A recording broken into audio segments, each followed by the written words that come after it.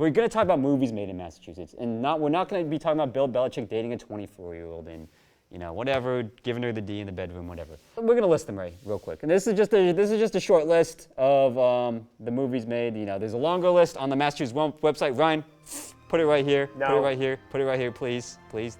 Please. Only because you said please. Thank you. Thank you. Okay, The Town, with the nuns, Joe Mazzulla's favorite one. Directed by Ben Affleck. The Departed, good movie. Directed by Martin Scorsese. The very confusing, not confusing, but the ending was cool. I like the ending. Dark movie though, dark movie, a lot of death. Free Guy, shot on the beautiful Revere Beach. Pull parts of it anyways. Parts of Black Panther, Wakanda Forever. That was shot in Massachusetts and directed by Ryan Coogler. Yep. Beetlejuice 2. I never saw Beetlejuice 1, but Beetlejuice 2. Coda.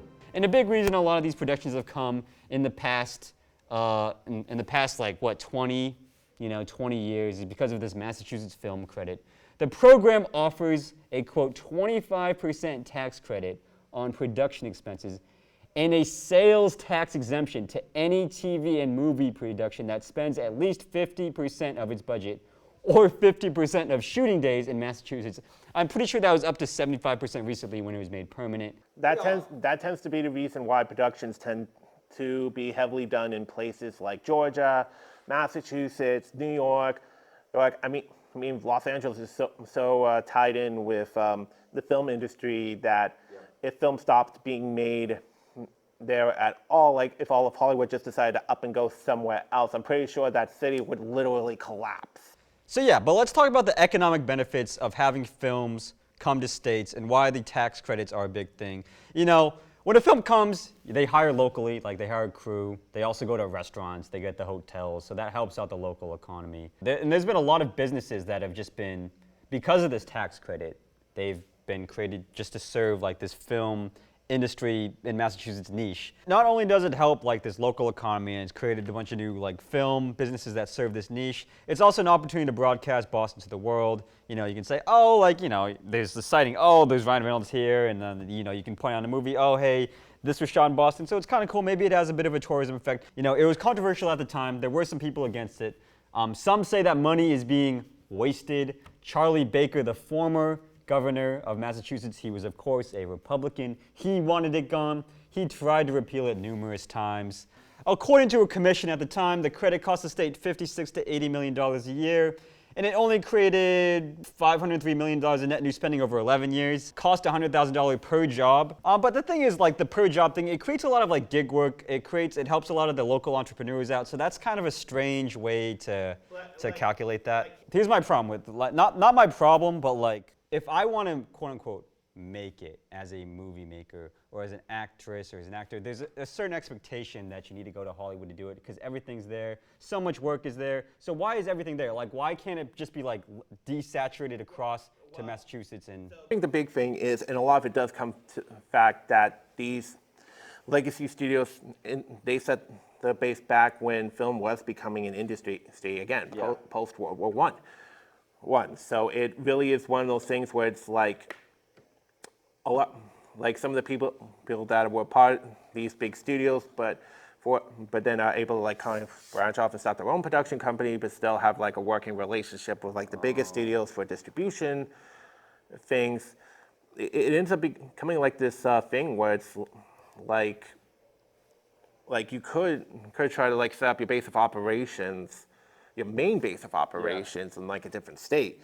For business deals, you might still need to like set up like another headquarters depending on how big it is, and still in LA, and of course there's always some exceptions to what you're saying. I bet you anything, like some smaller scale studios that tend to only work in like the low single-digit millions per film or whatnot might have like the main headquarters somewhere other than in the state of California.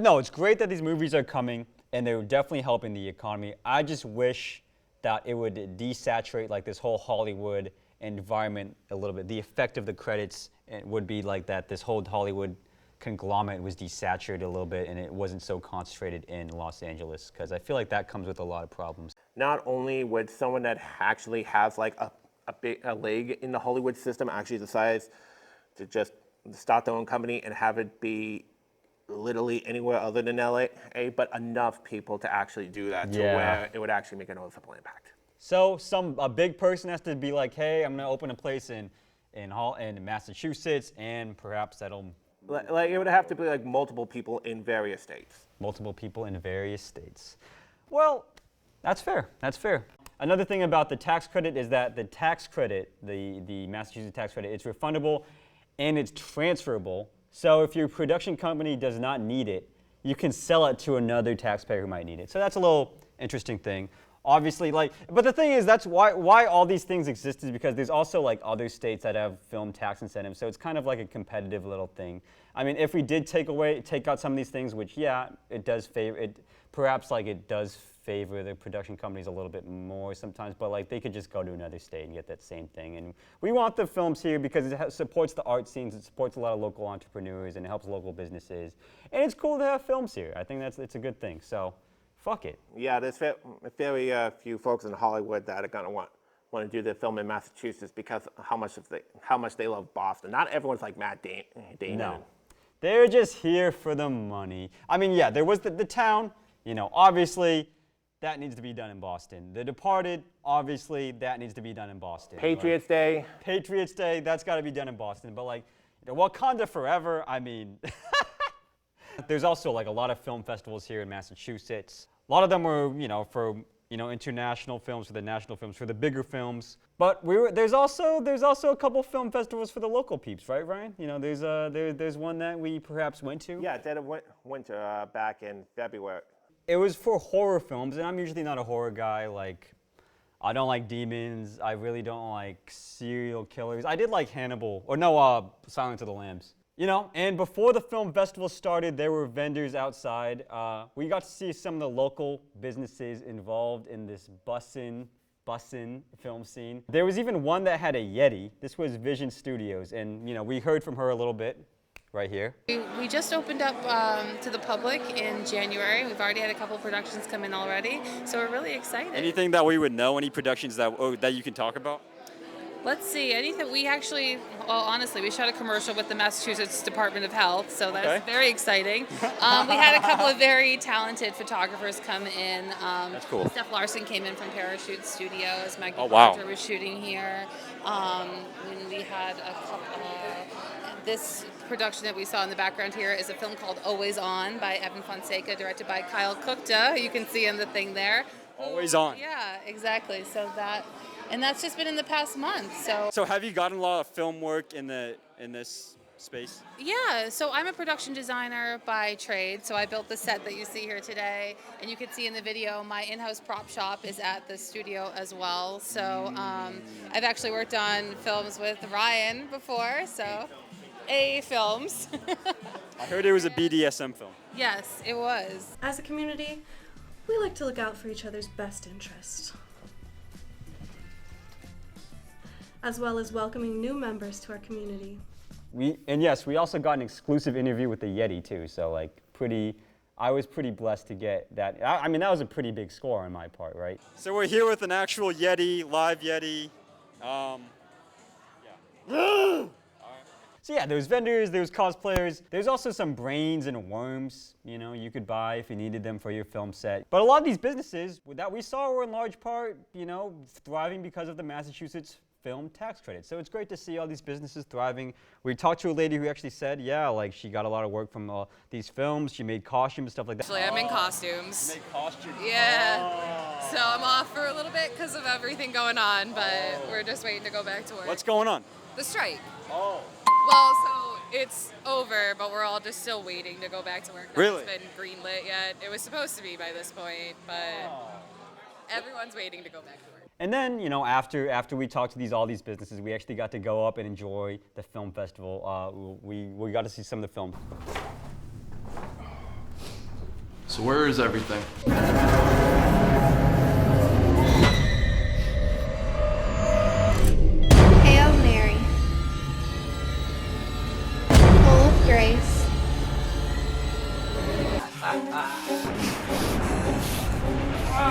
What day is it today?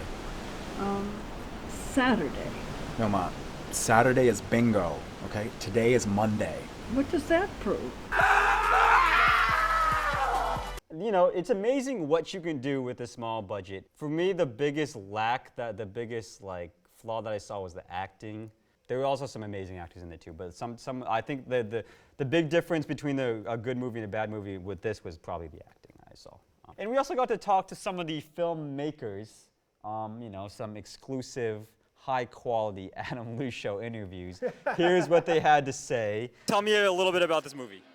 So it is a feature film from Dreamscape Productions, and it's the story of these two childhood best friends who are supposed to go away for an Airbnb, and it's kind of hijacked by some of their college roommates. And so they end up going to this converted ski lodge where there's these rich gentlemen who start pampering them, but there's something more sinister at play. Oh no, from the rich gentleman? From the rich gentleman, Oh, potentially, no. yes. And each night things start getting, a little bit weirder and weirder. So It is going to be playing later. it is not going to be playing Oh, it's here. not gonna be playing. So we have our trailer playing today, but we're advertising the movie. We have DVDs over at our booth, and then we just hit Amazon Prime for $2 right now to rent. So Okay, that's reasonable. It's not bad. Yeah, we no, can do that. exactly, yeah. We can do that. So, how was it difficult putting together this feature film, the set and everything? What problems did you face doing that? Every problem imaginable. Yeah, I was going to say, there were major issues were the COVID situation, and we thought we were going to shoot a completely different movie, and then it fell apart because we couldn't pass the SAG guidelines. So, Really?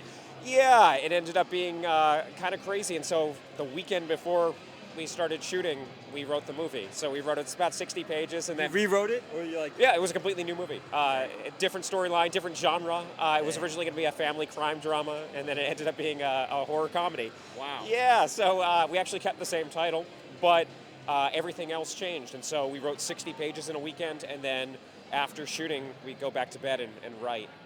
And they put yeah. So the fact that the movie makes sense is incredible. Obviously, we're really, really excited about all the people and who came out to do it, and can't believe they did it, but the movie came out pretty well. And you have a film festival coming up? I do, and I also have a film about to show in Dead of Winter, The Halloween Party. Okay. And what's that about?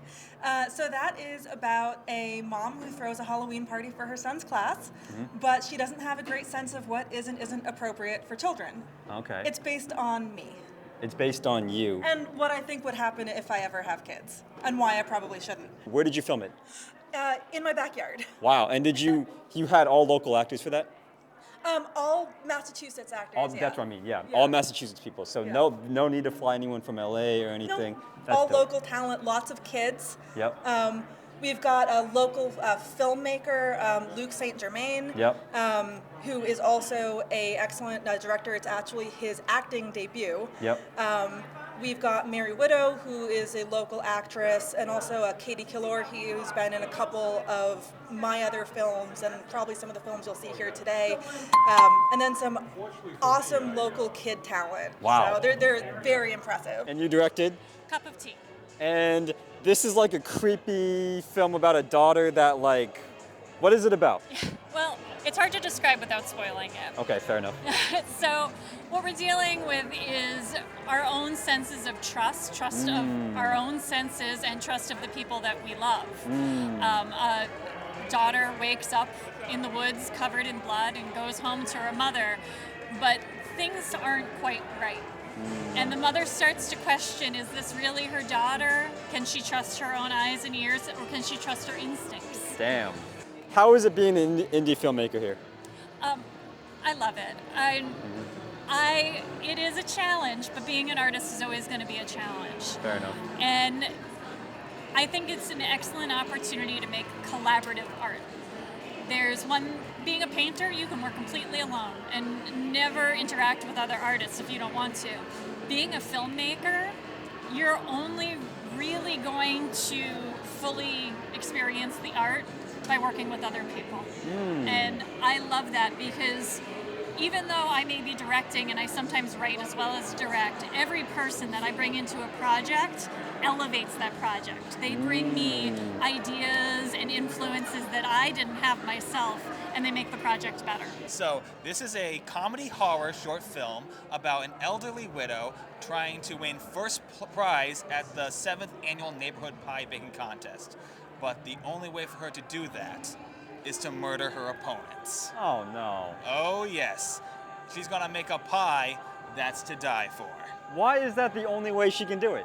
Because she's crazy, that's why. I filmed it all in Warwick, Rhode Island. Yep. A lot of it was filmed in my neighborhood.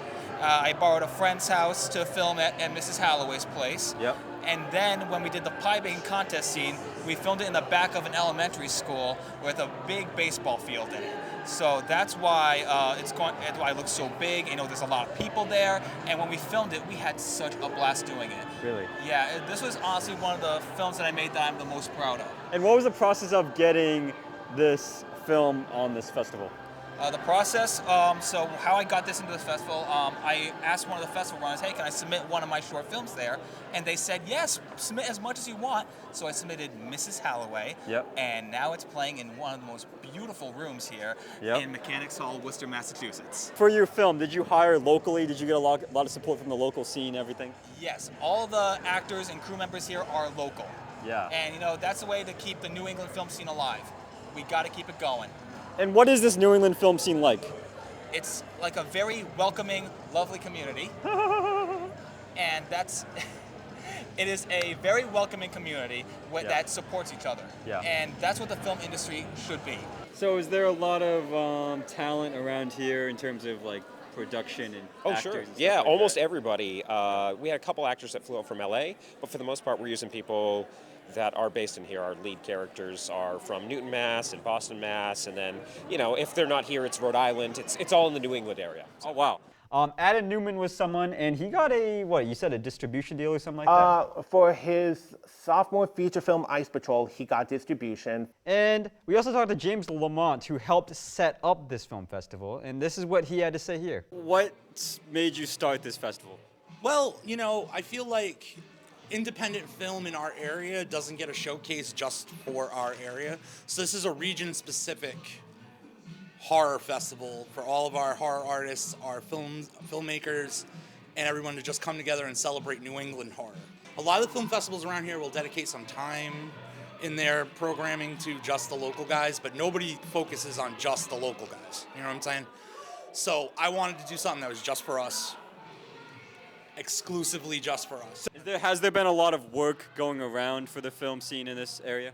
Oh my God, yeah, no, Massachusetts especially, we have a massive film scene. Just off the top of my head, I could name 35, 40 independent, just horror filmmakers, let alone independent filmmakers that make other genres. And then what about like the national films that are filmed here? A lot going on.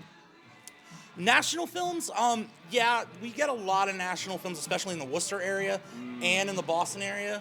A lot of them are represented through the the PGA and WGA and SGA guilds. Yeah. Not a lot of representation specifically from them at this festival, but there are some guys here. So, you know, not too much national, but. So your film's the best one here, right? The one that you made, the best one? Oh yeah, hands down. Easily, No, right? Easily.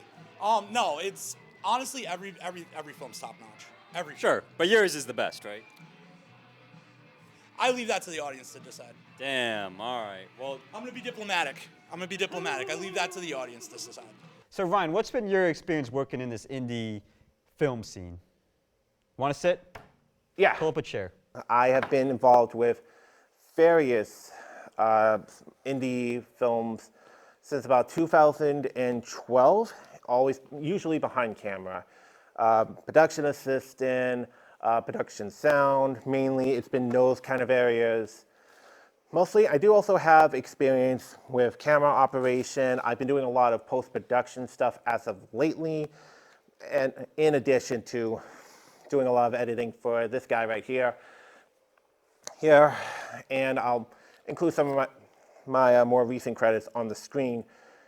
So it's always interesting in a way, because you have those people, like it's always dealing with various personalities, you have, and it's like very few times I've worked with people that have had their heads so far up their ass that you're starting to wonder if their hair is getting burned by digestive acid.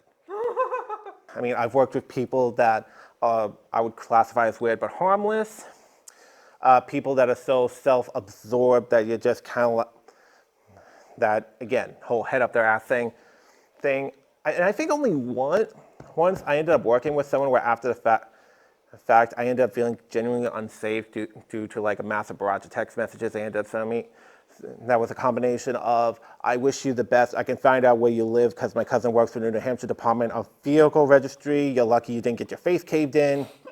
So there's a lot of different personalities, but Hollywood's like that too. So it's like a mini little Hollywood. Yeah, but and word does spread about someone if they decide to do any unethical business practices. Never once working with the type of budgets that obviously Hollywood films are. A lot of times there's like very few instances where there's actual permits in place.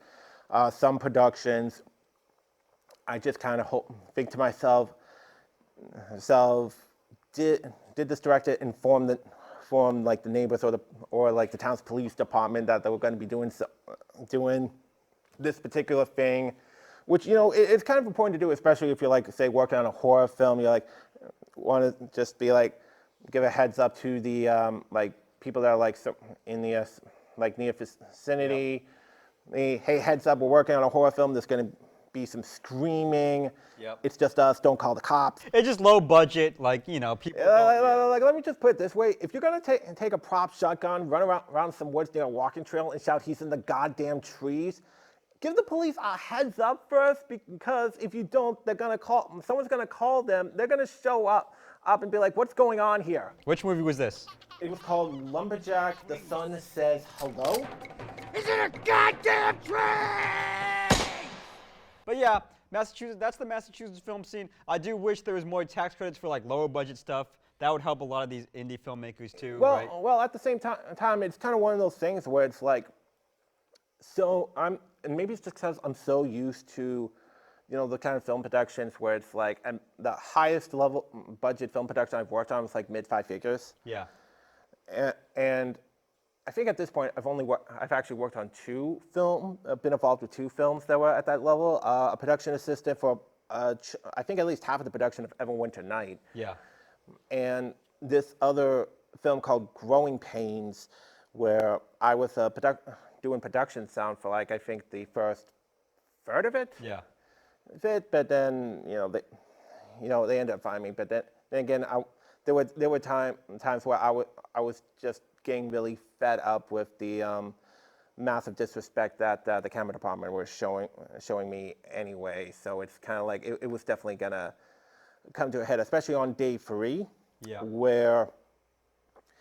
And which movies have you directed? Just talk about them real quick. The most recent one I directed that I hadn't walked away from was released in 2022 called Exeatatum. It's like this small-scale short film that was actually shot in Concord in fall of 2021. It has to do with this guy with social anxiety actually trying to go out and actually change things up for once with I feel like quite a bit of an art housey approach. Yeah. You talk a little bit like my brother, so no quieres te digo que digas. So are you actually okay? I'll be sure to give you the link to include in the description, so that way if people decide they want to check it out, they can see exactly what the hell I mean by that. And that is Ryan's experience. Thank you for Ryan for sharing that. That's the Massachusetts film scene. Shout out to them. And yeah, busted, not Hollywood, but it's still cool. Busted. All right, that's a wrap. We're out.